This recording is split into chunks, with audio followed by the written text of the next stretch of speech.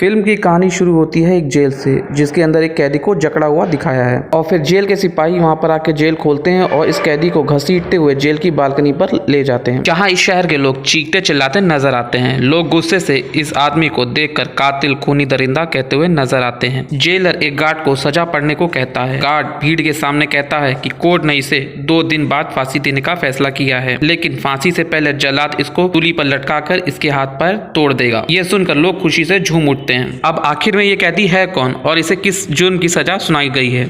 अब कहानी कुछ साल पीछे जाती है, जहां हम पेरिस के एक फिश मार्केट को देखते हैं, जो पेरिस की सबसे बदबूदार जगह होती है। यहाँ लोग मछली और गोश्त बेचकर अपना गुजारा करते हैं। यहाँ हम एक मछली वाली को देखते हैं जिसका बच्चा पैदा होता है जो मरा हुआ होता है।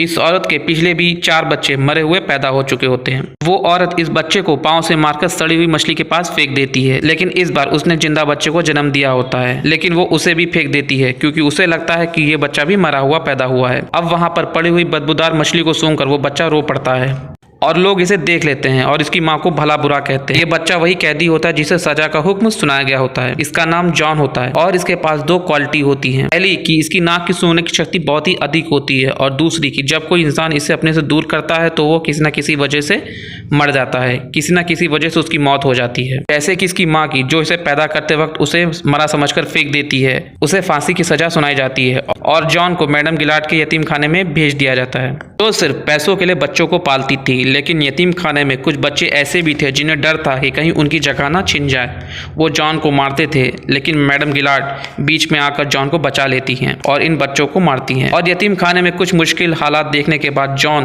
5 साल का हो जाता है, लेकिन वो बोल नहीं पाता, मगर वो सूंघकर हर चीज का पता लगा लिया करता है। अब जॉन 13 साल का हो गया है। यतीम खाने में जगह न होने के कारण मैडम गिलार्ड जॉन को जानवरों की खाल बेचने वाले आदमी को बेच देती हैं। जैसे ही जॉन वहां से जाता है, कुछ चोर मैडम गिलार्ड को मारकर उनके पैसे छीन लेते हैं और वहां से भाग जाते हैं। अब वो शख्स जिसको जॉन बेचा गया था, वो जॉन से बहुत सख्त काम करवाता है और वो एक बार जॉन को शहर भी ले जाता है, जहां जॉन पहली बार बदबू के अलावा अच्छी दुनिया की और खुशबू का मजा लेता है। जॉन सामान छोड़ने के बाद एक दुकान के सामने से निकलता है और उस दुकान को खड़े होकर देखने लगता है। वो परफ्यूम की शॉप होती है। वो दुकानदार को परफ्यूम उठाए देखता है, जो कि बहुत ही फेमस परफ्यूम होता है, और इसी दौरान जॉन को एक और खुशबू का एहसास होता है, जो कि एक फल बेचने वाली लड़की से आ रही होती है। वो इस लड़की की तरफ खींचा चला जाता है। वो लड़की इसे भूखा समझकर कुछ फल जॉन की तरफ खाने को देती है, लेकिन जॉन इसका हाथ पकड़ लेता है, जिससे वो लड़की डर जाती है और वहां से भागने लगती है। अब जॉन अपने सूंघने की ताकत से उसे ढूंढ लेता है और उस लड़की के पीछे जाकर खड़ा हो जाता है। लड़की को लगता है कि कोई उसके पीछे खड़ा है। लड़की डर के मारे चीखती है तो जॉन उसके मुंह दबा लेता है और लोगों के डर से कि कोई उसकी चीख सुनकर आ ना जाए तो वो मुंह दबाए रखता है।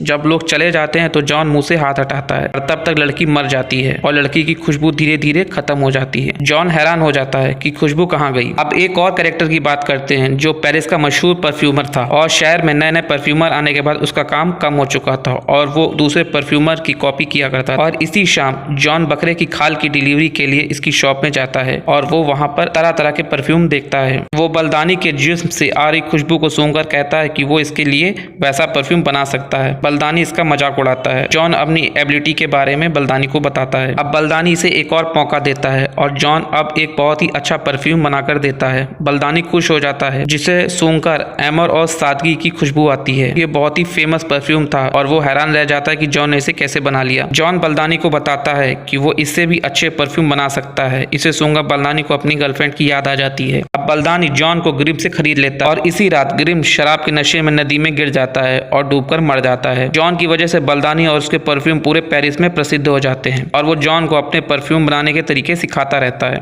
वो जॉन को बताता है कि हर परफ्यूम के 3 सेट होते हैं और हर सेट के 4 अलग अलग खुशबू होती हैं, यानी कि टोटल 12, और 12 खुशबू को इंसान आराम से पहचान सकता है। इससे हटकर अगर कोई 13वां परफ्यूम बना ले तो दुनिया का कोई इंसान इस परफ्यूम का और नहीं निकाल सकता है। ये बात जॉन को बहुत फील होती है। वो सोचता है कि वो 13वां परफ्यूम बनाकर ही दिखाएगा। वो बलदानी को इसका तरीका सिखाने को कहता है और कहता है कि वो दुनिया का सबसे अच्छा परफ्यूम बनाकर जॉन बलदानी से प्रॉमिस करता है। बलदानी 10,000 फूलों को अपनी डिजाइन की गई मशीन में डालने का तरीका बताता है, जिससे उसने पेरिस आने से पहले सीखा होता है। एक दिन बलदानी जॉन को रोता हुआ देखता है तो बलदानी के पूछने पर जॉन जॉन कहता है कि तुम झूठे हो, तुम्हारा तरीका फ्लॉप है, मैं कांच लोहे जैसी चीज को भी बोतल में नहीं उतार सकता दिखाएगा। जॉन ये सब देखकर बलदानी के सामने बेहोश हो जाता है। बलदानी जॉन के बीमार होने से काफी परेशान होता है कि कहीं मेरी शोहरत ना चली जाए। जॉन बलदानी से और उसके नए तरीके के बारे में पूछता है। बलदानी जॉन को जानवरों के जिस्म की चर्बी से खुशबू निकालने का तरीका सिखाता है और इससे ग्रास जाने को कहता है। ग्रास पेरिस के पास का ही एक शहर होता है और बदले में उससे 1000 फार्मूला लेता है। जॉन के जाते ही बलदानी का घर टूट जाता है और बलदानी दबकर मर जाता है। ग्रास जाते वक्त जॉन को पहली बार आजादी का एहसास होता है। अब वो किसी का गुलाम नहीं होता और अपने फैसले खुद ले सकता था। अब ग्रास जाने के 2 रास्ते होते हैं, एक गाँव से होकर दूसरा पहाड़ों से। वो पहाड़ों से जाना शुरू कर देता है और रास्ते में उसे एक गुफा मिलती है और वो गुफा में रुक जाता है। वो वहाँ सुकून से सोता है और कई दिन वहाँ गुजार देता है। जॉन को एक दिन वहाँ फल वाली लड़की का ख्वाब आता है और जॉन घबराकर उठ जाता है। जॉन अपने जिस्म को सूंघने लगता है लेकिन उसे कोई खुशबू का एहसास नहीं होता। वो बाहर आकर बारिश में नहाता है, तब उसे एहसास होता है कि उसकी खुद की कोई खुशबू नहीं है। अगले सुबह उठकर वो ग्रास के लिए रवाना हो जाता है। रास्ते में उसे वही खुशबू आती है जो उसे फलों वाली लड़की से आती होती है। वो देखता है कि वो बहुत ही प्यारी लड़की बग्गी से उतरती हुई नजर आ रही है, जिसे देखकर उसका पीछा करता है और ग्रास में आ जाता है। वो पीछा करते करते एक महल में आ जाता है। वो महल रिचर्ड का होता है और वो लड़की उसकी बेटी लॉरा होती है, जो पूरे ग्रास शहर में सबसे खूबसूरत होती है। ग्रास में जॉन एक औरत के अंडर में काम करता है। इस औरत का पति जॉन पे पूरी नजर रखता है। जॉन इनके पास रहते हुए जानवरों की चर्बी से खुशबू निकालने के 2 नए तरीके सीखता है। पहले तरीके का इस्तेमाल अपने साथ काम करने वाली लड़की पर करता है, जिसमें वो लड़की की डेड बॉडी को एक बड़े से टैंक में जानवरों की चर्बी के साथ उबालता है, मगर वो कामयाब नहीं हो पाता।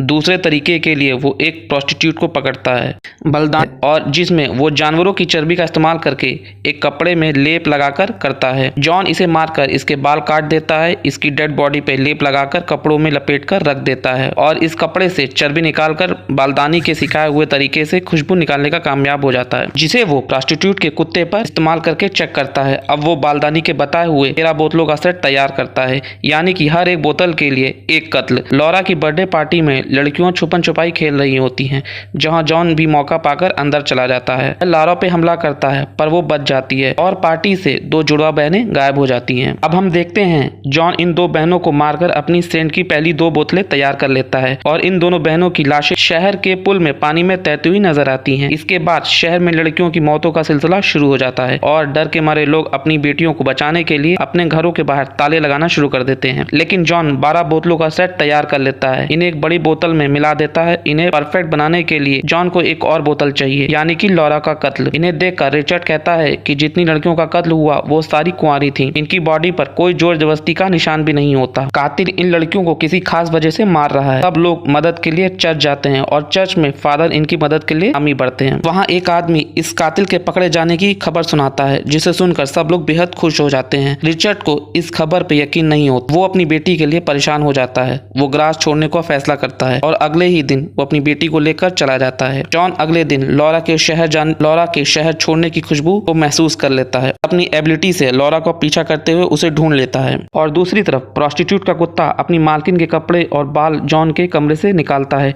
जिसे ड्रॉड देख लेता है। ड्रॉड जॉन के साथ काम किया करता था और पुलिस की इन्वेस्टिगेशन से बाकी लड़कियों के बाल व कपड़े मिल जाते हैं। इधर रिचर्ड अपनी बेटी के साथ एक होटल में रुकता है, जहां अपनी बेटी के कमरे की चाबी अपने पास रखता है, मगर जॉन होटल जाकर रिचर्ड के कमरे से चाबी उठा लेता है। अब अगले ही दिन जैसे ही रिचर्ड लॉरा के कमरे में जाता है, लॉरा की लाश देखकर बेहद रोता है। अब जॉन 13वीं बोतल बनाकर कामयाब हो जाता है और इसे अपनी फाइनल बोतल में मिला देता है। अब वहाँ पुलिस आ जाती है और जॉन को पकड़ लेती है और कहानी 2 दिन बाद सजा वाले दिन से शुरू हो जाती है। दूर दूर से लोग जॉन को देखने आते हैं। जैसे जॉन को जेल में निकालते हैं, जॉन मौका पाकर ढक्कन खोल देता है। जैसे ही लोग जॉन के इंतजार में खड़े होते हैं, जॉन राजकुमार की तरह गाड़ी से उतरता है। जॉन जल्लाद की तरफ बढ़ता है। जल्लाद रोते हुए जॉन के पाँव में गिर जाता है। रोते हुए जॉन को बेकसूर बताता है। अब जॉन एक परफ्यूम को रुमाल में लगाता है और हवा में लहराता है, जिससे वहाँ खड़े सभी लोग जन्नत का एहसास करने लगते हैं और सब लोग इसे एक फरिश्ता कहते हैं। सबका मसीहा समझने लगता है और अपने रुमाल को लोगों के सामने फेंक देता है। वो खुद और कुछ देर बाद छोटा बड़ा, काला गोरा, अमीर गरीब सब भूल कर प्यार करने लगते हैं। जॉन को ये सब देखकर सच्चे प्यार का एहसास होता है और जॉन सोचता है कि काश कोई उसे भी ऐसा प्यार करता और उसे भी अपना बना लेता। वो फल वाली लड़की के बारे में सोचने लगता है, उसे याद करने लगता है। वो ये सोचकर दुखी हो जाता है और रोने लगता है। तभी रिचर्ड तलवार लेकर जॉन के पास आता है। वो जॉन को मारना चाहता है, पर खुशबू की वजह से आगे आते ही वो बेकाबू हो जाता है और अपने पैरों पे गिरकर माफी मांगने लगता है। जॉन को अपनी गलती का एहसास होता है और वो शहर से रवाना हो जाता है। कुछ देर बाद शहर के लोगों से परफ्यूम का असर खत्म हो जाता है। जॉन उसी मछली बाजार में जाता है जहाँ वो पैदा हुआ होता है और अपनी जेब से परफ्यूम निकालकर अपने ऊपर डाल लेता है, जिसे देखकर वहाँ बैठे लोग परफ्यूम की खुशबू की वजह से उसके पास आ जाते हैं और उसे नोश डालते हैं और देखते ही देखते जॉन खत्म हो जाता है। इसी तरह मूवी का